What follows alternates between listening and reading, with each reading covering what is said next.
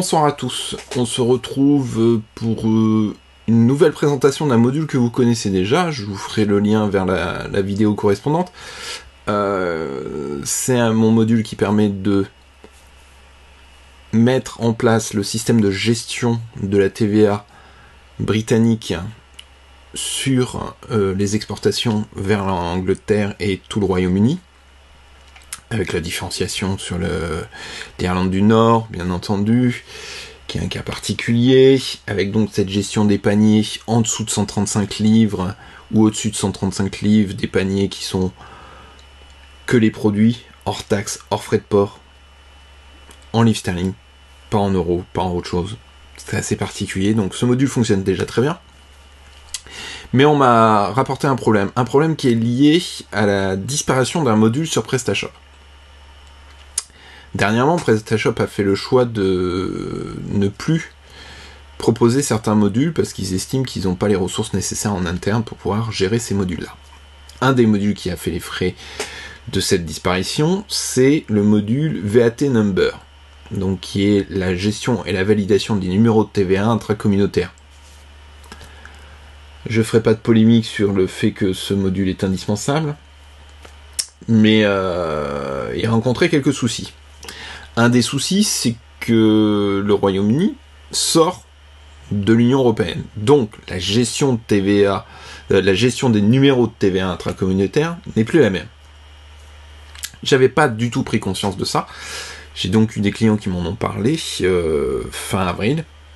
Donc, j'ai trouvé de la documentation. Je me suis référé à plusieurs documents. Et donc, il s'avère que l'organisme présent au Royaume-Uni, qui s'appelle le HMRC, qui gère les numéros de TVA intracommunautaires et les numéros de TVA internes au Royaume-Uni, propose un système de validation. Donc j'ai fait évoluer mon module pour proposer ce système de validation. Mais il rentre en conflit avec le module natif, l'ancien module natif, qui bloque cette validation, puisque celui-là, comme il est abandonné, n'est plus évolué, et donc valide mal, de la mauvaise manière, les numéros de TVA du Royaume-Uni, et donc provoque une erreur. Donc j'ai dû faire deux choses. 1. Proposer une adaptation de mon module. 2. Faire intégrer la correction et expliquer comment faire l'intégration de cette correction directement sur mon module. Donc on va voir ça en direct. Je suis sur la page de démonstration de mon module, c'est la page que vous pouvez voir si vous testez mon module sur Add-ons ou sur ma plateforme PrestaToolbox. Donc on va mettre à jour, là c'est une vieille version, je sais même pas pourquoi je n'avais pas encore fait la mise à jour, mais on va installer la mise à jour qui est la 2.0 et on va voir ce que ça donne. Cette mise à jour, donc, elle intègre la validation de tous les numéros de TVA quand ils sont pour le Royaume-Uni. C'est-à-dire qu'un professionnel qui enregistre un numéro de TVA valide du Royaume-Uni, lorsqu'il commande sur votre site, si vous avez mon module, ça fera ce qu'on appelle une auto-liquidation de la TVA. C'est-à-dire qu'il ne paiera pas la TVA, donc sur la partie des paniers en dessous de 135 livres. Si vous interdisez déjà les paniers de 135 livres, en dessous de 135 livres, comme mon module le permet, vous n'avez pas de problème, puisque même un professionnel ne pourra pas commander en dessous de 135 livres, donc vous n'aurez pas de TVA, donc vous ferez de l'export, donc on reste sur le schéma habituel avec le CN23 et les numéros EORI et SH pour les transports. Tout ça, c'est la partie habituelle. Donc, on va voir ça. Toujours lent, la première fois, je rappelle, il y a un petit chargement de plusieurs données qui est que quand vous l'utilisez, une fois par semaine. Donc voilà, on est sur la version de démonstration, donc il y a déjà des données. Donc je vous rappelle qu'on peut interdire les commandes en dessous de 135 livres, les interdire au-dessus de 135 livres si vous voulez pas gérer la partie EORI, CN23 et ainsi de suite. C'est des choses que vous pouvez voir en fonction du panier moyen que vous avez sur le Royaume-Uni. Et j'ai rajouté donc la partie B2B, avec donc Là, automatiquement, mon module a trouvé que ma boutique était domiciliée en France. Le module le fait automatiquement en fonction de la configuration de votre boutique, il intègre directement la bonne information. Vous voyez que pour l'instant, j'ai désactivé la vérification des numéros de TVA du Royaume-Uni. Si je l'active, je vois que j'ai une nouvelle option qui apparaît, qui est remplacer le nom de la société. En fin de compte, quand vous testez le numéro de TVA du Royaume-Uni, le système retourne des informations concernant cette entreprise. C'est-à-dire que vous récupérez... Enfin, mon module récupère le nom de la société et une partie de son adresse. Donc j'ai pas intégré la position de la partie qui concerne l'adresse parce qu'on n'a pas les informations complètes. Donc ça serait une erreur de modifier, de forcer la modification. Mais l'intérêt de forcer le nom de société, c'est qu'on a le bon nom de société pour ce numéro. Alors, je me suis dit, c'est une bonne option, c'est sympa, ça permet de forcer le nom de société, comme ça les gens, s'ils ont rentré quelque chose, hop, ça efface la version erronée et ça met la bonne. Mais, je me suis dit, il y en a qui veulent peut-être pas ça. Donc, on peut forcer le nom de la société, mais en plus, comme option, je propose de le faire que si la personne n'a pas renseigné le nom de la société. Ce qui serait étonnant de mettre le numéro de TVA, mais pas le nom de la société. Donc, on peut forcer ce système-là si le nom de société est vide. Soit, on fait quand c'est vide, et quand c'est renseigné, on touche pas. Soit on désactive, et là, pour tous les cas, on met le nom de société récupéré qui est lié au numéro de TVA. Ça prévient pas, hein. J'ai pas fait de système où vous informez les clients quand ils enregistrent le numéro de TVA. Ça l'applique et ça change directement l'adresse. Donc c'est un système aussi, comment dire, c'est un système aussi de sécurité, puisque si on a affaire à des fraudes, la personne risque de rentrer un numéro de TVA qui correspond pas à son nom, qui correspond. Donc là au moins le nom vous pouvez le forcer et le gars il peut pas faire autrement. J'explique, j'ai rajouté un test. Là, il n'y a aucun conflit. Avec le module de base VAT Number, je précise, hein, VAT Number, qui était utilisé jusqu'à maintenant dans PrestaShop pour valider les numéros de TVA intracommunautaires. Ce module n'est plus disponible. Ce qui est assez gênant. Mais pour ceux qui l'ont déjà, ou qui peuvent encore le télécharger, moi, j'ai pas été voir. S'il était sur cette version, cette installation, je sais plus si je l'avais faite à l'époque. Donc on va sur la partie catalogue de modules, on voit tous les modules, dont les modules payants, gratuits, tout ça, et je tape VAT, on va bien voir ce que ça sort. Donc VAT, je n'ai que des modules payants qui ont aucun rapport en plus avec la TVA, c'est intéressant, mais c'est pas grave. On va tester avec TVA en français, hein. On sait jamais. Récapitulatif de TVA et l'export comptable. Aucun intérêt. Donc vous voyez bien que le module VAT Number n'est plus proposé. Mais, dans le cas où vous l'auriez déjà installé, moi, au moment du test du module, de mon module Brexit, à la place d'avoir la petite information verte, vous auriez un encart rouge. Vous tomberiez directement, quand vous l'ouvrez, vous tomberiez directement sur cette page de FAQ. Vous auriez un encart rouge qui vous explique très précisément ce qu'il faut modifier dans le fichier du module VAT Number pour qu'il n'y ait plus de conflit. C'est-à-dire que vous pouvez conserver la validation des numéros de TVA intracommunautaires comme elle était faite avant avec ce module VAT Number, et en même temps laisser libre la validation des numéros de TVA intracommunautaires pour le Royaume-Uni dans le cadre du Brexit. Je sais que c'est hyper compliqué à expliquer, que c'est hyper compliqué à en comprendre. J'ai rajouté un petit texte pour expliquer un peu cette partie-là, mais c'est vrai que c'est pas simple. Dans tous les cas, quand une personne va aller sur son compte client, si je fais ça, je fais remplacer le nom de la société, enregistrer, je vais voir ma boutique.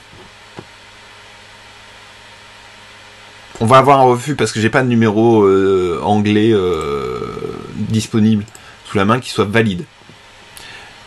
J'aurais pu faire la version test, moi j'ai testé, il y a un système de test. Là on est sur le serveur de production, donc on teste pas avec ça. Si je mets, je sais pas, si je mets ce numéro qui est pas complet, il y a des erreurs, je fais veuillez corriger l'erreur suivante, votre numéro de TVA britannique ne semble pas être valide. J'ai un numéro qui est complet, et j'ai deux informations différentes, deux menus, enfin deux messages d'erreur. Je sais pas si vous avez vu la différence. Là, j'ai votre numéro de TVA britannique semble être invalide. Ok. Là, il est juste. C'est-à-dire que j'ai le bon nombre de caractères et tout. Mais si j'enlève un caractère et que j'enregistre, votre numéro de TVA britannique ne semble pas être valide. C'est que j'ai deux messages d'erreur qui traitent deux particularités. Soit le numéro n'est pas constitué de la bonne manière, donc pas avec le bon code de pays GB, pas avec le nombre de digits, c'est-à-dire le nombre de caractères qui est ici, qui doit être compris entre 9 ou 12 pour les numéros de TVA britanniques, parce que chaque pays a sa norme, il y a une corrélation possible entre chaque pays, mais tous les pays n'ont pas exactement la même norme, donc ce qui est assez particulier, mais pour le Royaume-Uni, c'est ça. J'ai pas essayé, il y a quelqu'un qui... Je sais pas ce que c'est ce numéro, je sais pas si c'était moi qui l'avais mis ou si c'était... On va tester si ça fait quelque chose. Non, il est toujours invalide. J'ai pas de numéro valide, on doit pouvoir entrer des fictifs et tomber sur un bon sans faire gaffe, je sais pas. 1, 2, 3, 4, 5, 6, 7, 8, 9... Si je tape ça, on tombe sur quelque chose ou pas? Non, je tombe toujours sur un numéro invalide. Donc c'est hyper compliqué. Mais je peux pas vous le montrer directement. J'ai pas envie. Je vous avouerai que j'ai la flemme de vous mettre la version de test pour vous montrer qu'il ne se passe rien. En fin de compte, quand c'est intéressant de voir les messages d'erreur parce que quand le numéro est valide, il ne se passe rien. Ça renseigne juste cette partie-là automatiquement. Donc on va mettre ça. Je suis obligé de le retirer puisque sinon ça validera pas. Et donc moi, automatiquement, ça rajoute sur l'adresse le nom de la société. Ah oui, c'est ici, elle est arrivée ici, mon adresse. Oui, c'est la particularité, je modifie, donc si je modifie celle-là, vous allez voir, elle va passer dernière. On va remettre l'adresse, hop, j'enregistre.